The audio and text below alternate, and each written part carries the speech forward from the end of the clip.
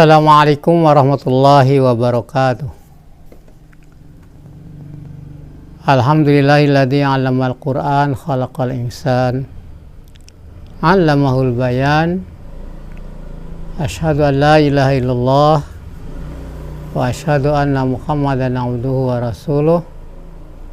Allahumma shalli ala sayyidina Muhammadin wa ala alihi wa sahbihi ajmain. Qala Allah Ta'ala fi kitabil karim. A'udzu billahi minasyaitonir rajim. Bismillahirrahmanirrahim. Iqra' bismi rabbikal ladzi khalaq, khalaqal insana min 'alaq.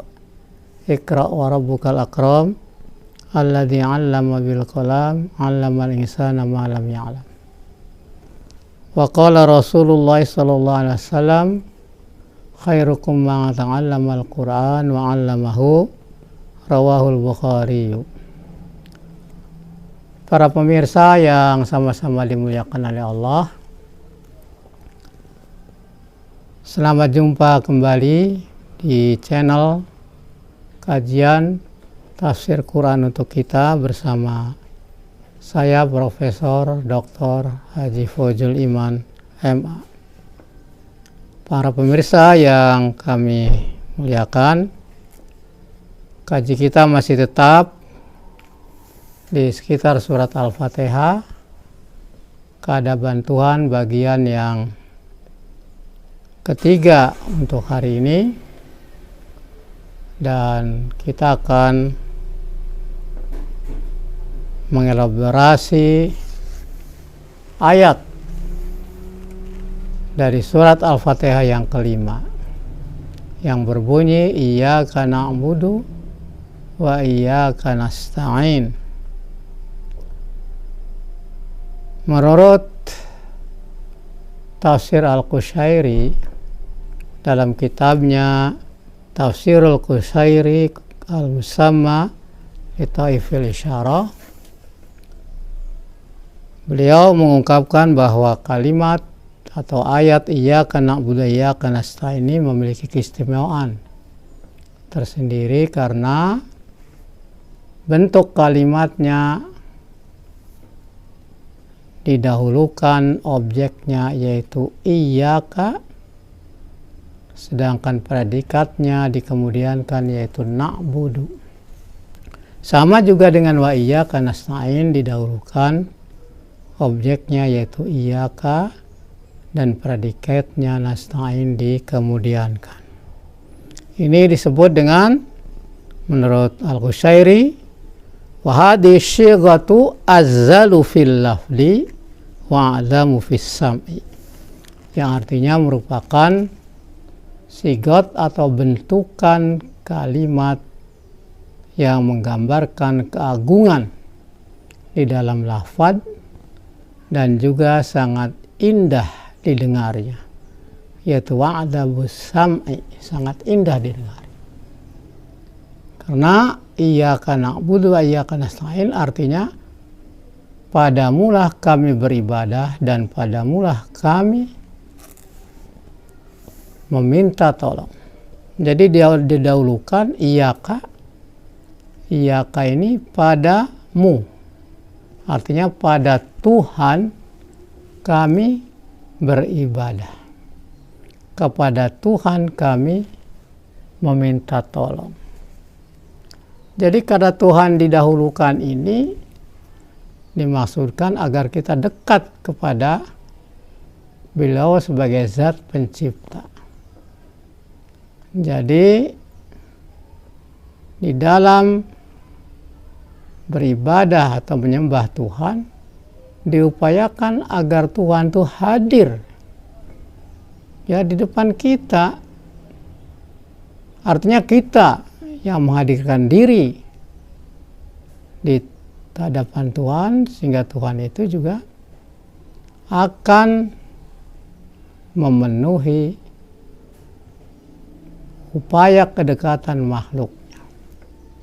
Ini mengajarkan agar kita di dalam mentaati atau mematuhi perintah,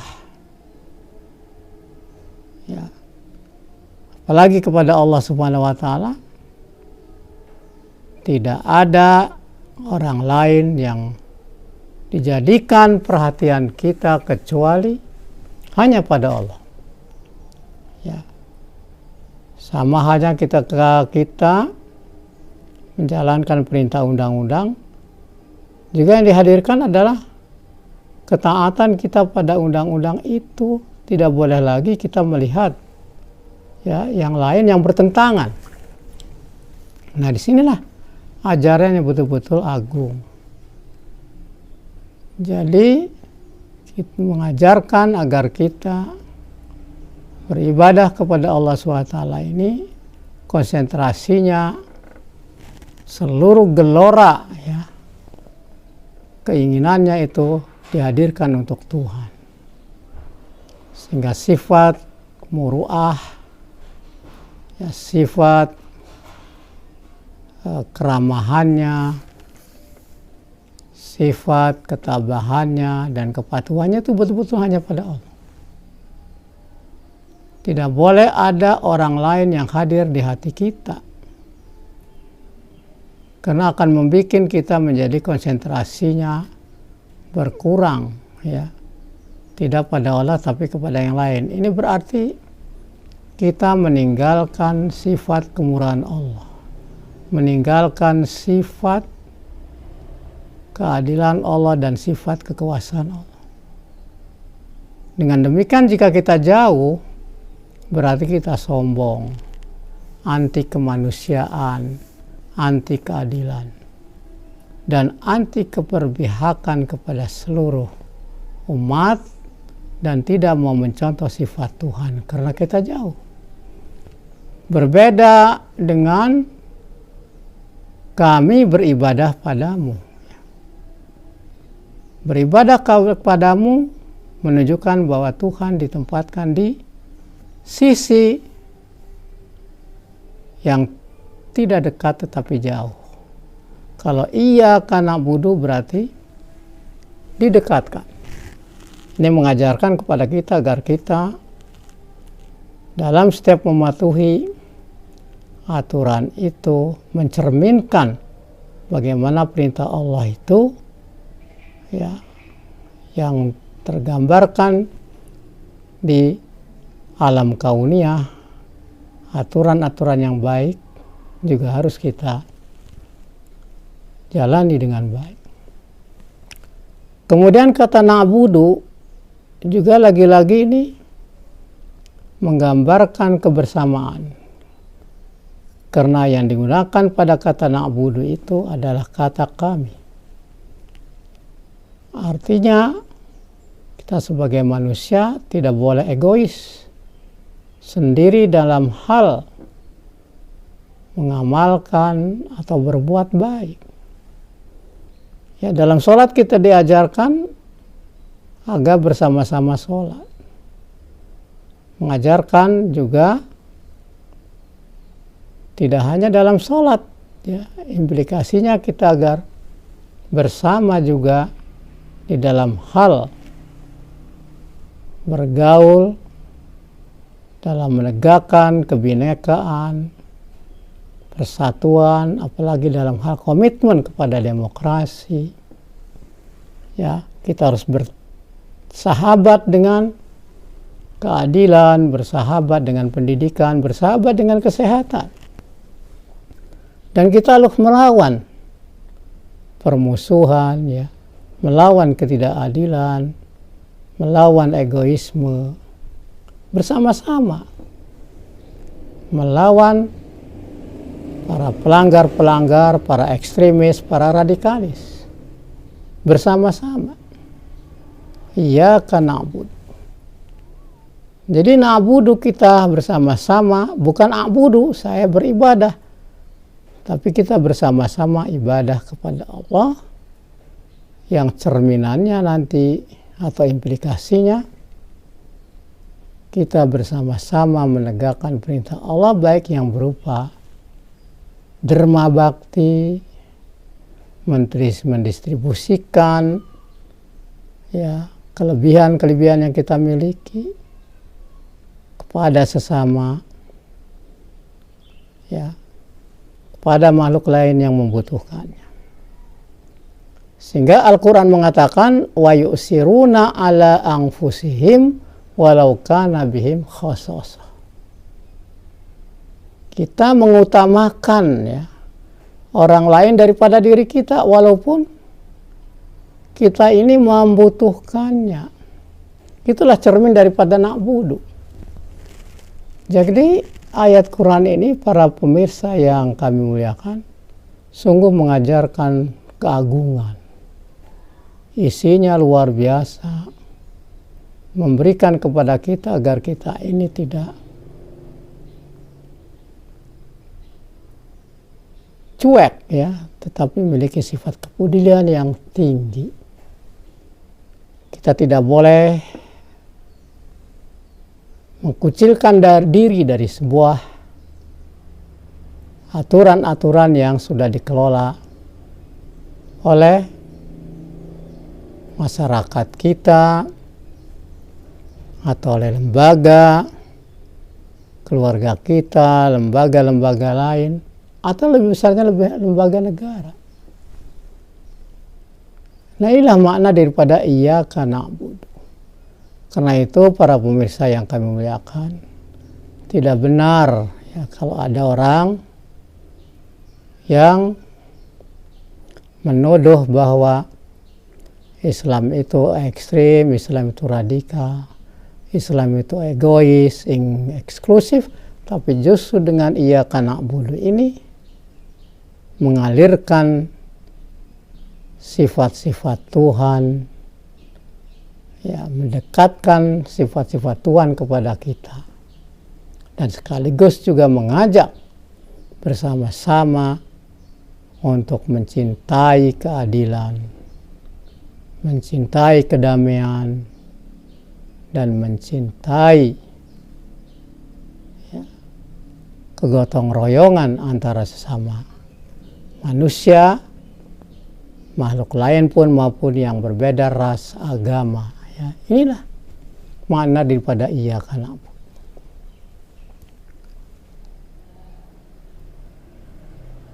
Apalagi kemudian dilanjutkan dengan iyyaka nasta'in.